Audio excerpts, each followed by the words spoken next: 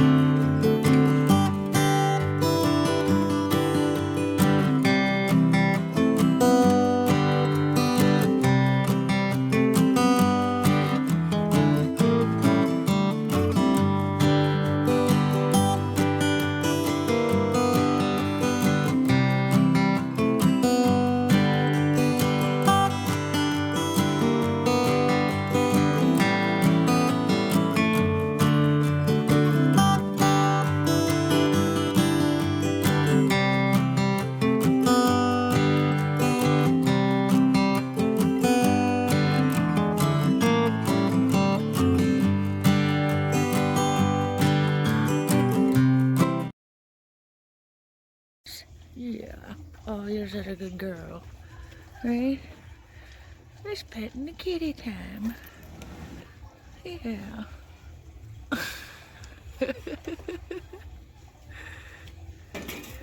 He's so happy. He's so happy. Oh, that's so nice. It's so good.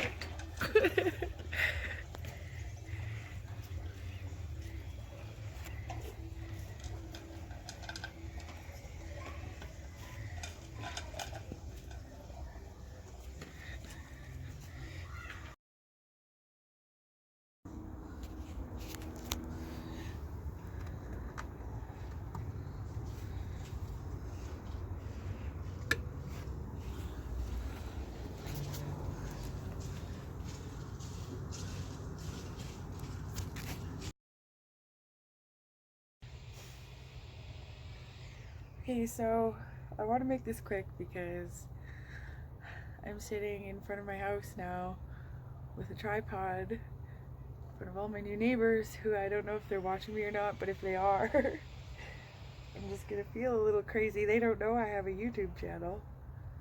So let's just get this over with. I'm talking to myself again. This is what I ended up with. I like the finished product.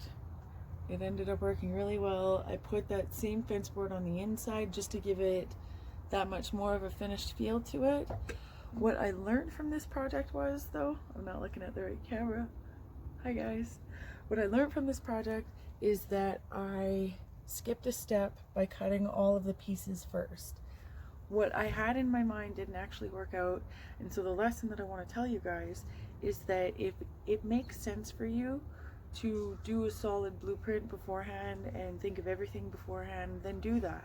But 9 times out of 10, you don't really think of everything until you are halfway down the project and you run into something. So what I suggest is have a finish point, which is this, and have a starting point, which is, okay, I know I want to start with a plywood box.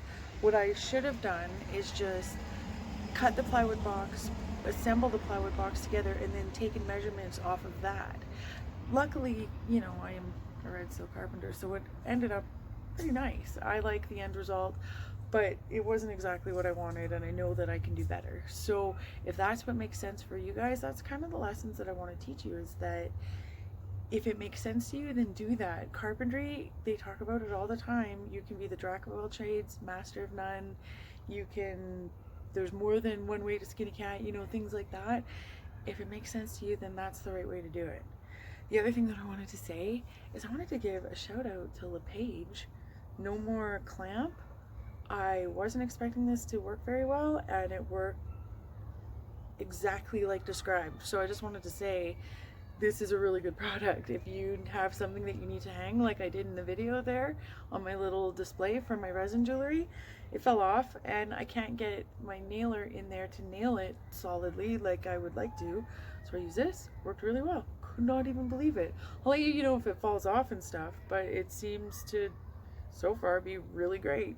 So way to go, LePage. I'm gonna get off the front porch now. I do feel crazy. Okay, I guess I'm back on the front porch again, because in all seriousness, there is something that I wanted to teach you guys that is worthwhile knowing. If you'll notice here, the bottom, I made it specifically so I could fit 5 fence boards on there and not have to cut one lengthwise. But then I realized that I wanted to make the top a little bit bigger than that. In retrospect, should have been even bigger, but like I said, it ended up working pretty good anyway. But what you do instead of cutting, because this is 1 inch bigger, so what you do instead of cutting just a 1 inch little piece that's gonna look silly, and well, maybe you could do it and put it in the middle, but I was left over with 5 boards. So you'll see I've got 1, 2, 2, 3, 4, 5, 6. So I'm adding 1 inch to here, and if you want to make it like I did by having these exact smaller pieces, is that you minus 1 board So you're left with 5. You know that you have 5. And then you add, I'm going to go inside because there's people coming, but you add that 1 inch to 5.5. So you have 6.5 divided into 2, if that makes sense. So this is each 3.25. So the last thing that I wanted to talk to you guys about was dimensions. I did not include a specific set of blueprints and dimensions for this box because your living conditions can be completely different than mine, and I still wanted you to be able to utilize my videos. So I wanted to be able to offer you any sort of help, excuse me, that you may need. Like, say you had material already laying around like we talked about and you wanted to be able to use it for a secure and safe parcel box, then message me. But I like to think that if you have a skill saw and you have an area where you can cut stuff and mold stuff and screw things together, that you already have a leg up on certain things and you understand and grasp different things. So you maybe just need a push in the right direction is what I'm hoping for anyways. Those are the types of people I'd like to talk to, because I can't be there to just teach you and make sure that you're safe like in a course. So I don't want to say to the average person, hey, go grab that skill saw, because maybe you're not comfortable with that, and that's fine. This isn't the video for you. But if you are comfortable with that, but you just need a push in the right direction, like I said, send me pictures of what you have, send me like some sort of description of an idea of what you want, and I can help you. And like I said, a big thing about carpentry is doing things step by step by step. And what I mean when I say that is that sometimes you just need to start, and you need to have that finish, and you need to have a start point, and then you just go, because you'll run into problems as you go, and what makes you better is how you deal with them. So I encourage you to just start, because that's how you get good. If you would like a more detailed presentation about doing something like this, it would be tough for me because I just wouldn't know the dimensions to pick. I would want everybody to be able to use the video, but I can write something up. That is something I can do for you guys. I will write you guys up an actual print just so you can have an example of what to do. And I can draw blueprints. So I'm the how-to homemaker. That's all I really have to say for this week. I'm gonna cut out from there because I've got some other stuff going on. I gotta get going on it. So I'm gonna stop there. Oh, you'll notice my dress? Yeah? Don't wear a skirt when you're using a leaf blower. That's all I have to say. I was blowing the sawdust away. My husband bought me this dress. Guess you'll have to buy me a new one. So yeah, I'm the how-to homemaker. See you next week, everybody. And don't forget, everybody in life makes mistakes. What matters is what you do about it. In a new dress. Bye. Oh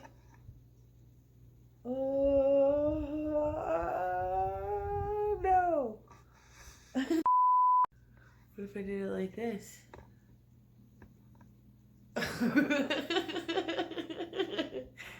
Hey everyone, this is normal.